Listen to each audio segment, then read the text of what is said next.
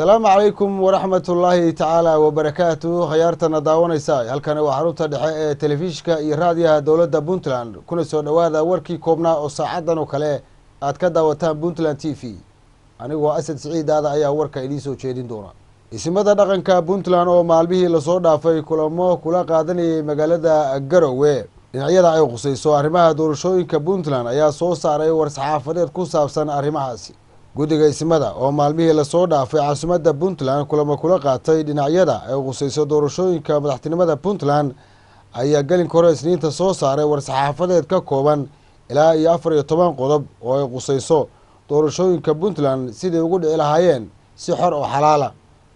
qodobada waxaa ka mid ahaa in lagu kalsoonaado guddiga ansixinta xalinta iyo kala saarista xildhibaanada cusub ee dhowaan uu soo magacaabay madaxweynaha dowladda Puntland iyo in lala shaqeeyo ciidamada ammaanka sugaya doorashada.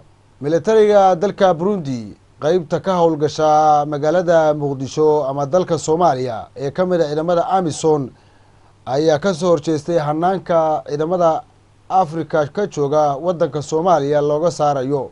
militariga dalka Burundi ayaa ka soo horjeestay codsi uga yimid midowga Afrika oo ah in kun askari oo ka mid ah ciidamada ka tirsan AMISOM ay kala soo baxaan Soomaaliya markii la gaaro dhamaadka bisha Febraayo ee sanadkan 2019. wakaaladda wararka AFP ayaa ku soo warantay in war qoraal ah oo ka soo baxay xafiiska afhayeenka militariga Burundi oo lagu magacaabo Floribert Baryenka lagu sheegay in militariga dalkaasi ay dowladda Burundi weydiisan doonaan in si siman ciidamada la saarayo lagu qaybiyo dalalka ciidamada ay ka joogaan Soomaaliya halka ciidamada Burundi oo kaliya laga saari lahaa. wadanka Suudaan waxaa gelgelay mudaharaadyo ballaaran oo looga soo horjeedo madaxweynaha waqtiga dheer xukuumaya dalkaasi Xasan Cumar al-Bashir.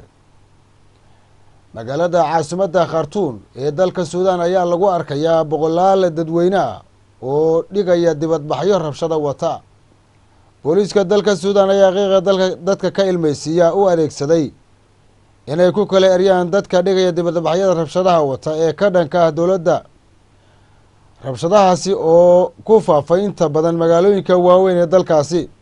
boqolaal qof oo dibadbaxyaal ah ayaa shalay oo xad ahayd xiray wadooyinka waaweyn ee garoonka kubadda cagta ee caasimadda Khartoum ku yaala kahor intaysan isku dhicin dadkaasi iyo ciidamada booliiska ee ka hortaga rabshadaha.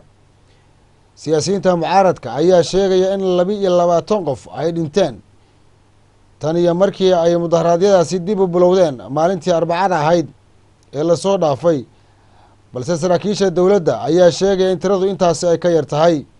madaxweynaha waqtiga dheer xukuumaya dalka Suudaan Xasan Cumar al-Bashir ayaa isku dayaya sidii u adkeysan lahaa kursigiisa. wadankaasi Australia waxaa dib loo furay kiiskeeda haweeney mootanayd 36 sano oo loo haystay inuu dilay saygeedii. lamaha ammaanka ee nabadgelyada ee wadankaasi Australia ayaa kiiskaasi sheegay inay dib u furayaan oo baaritaan horle ay samayn doonaan. sayga haweeneyda lagu magacaabo Letrena Donson oo ka soo jeeda dalka Australia ayaa lagu soo daayay damaanad kadib markii lagu eedeeyay inuu ka dambeeyay dilka xaaskiisa. ninkan oo 70 sano jira ayaa dafray dacwadaha loo haysto waxaana uu sheegay in xaaskiisa ay qaadatay go'aan ay ku raacayso kooxdiimeed 1982. dhacdadan ayaa waxaa laga baahiyay baraha bulshadu ay ku kulanto ee social mediaha ama xiriirka dadweynaha.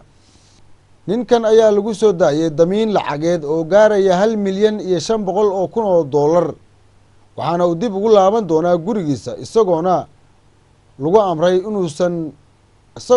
amray inuu soo dhiibo baasaboorkiisa. warkii koobnaa idinla socodsiinaya anigoo Asad Siciidaada daawadayaal intaas ayaan kusoo koobayaa. warkan warka xiga intaanu kulmi doono. السلام عليكم ورحمة الله تعالى وبركاته.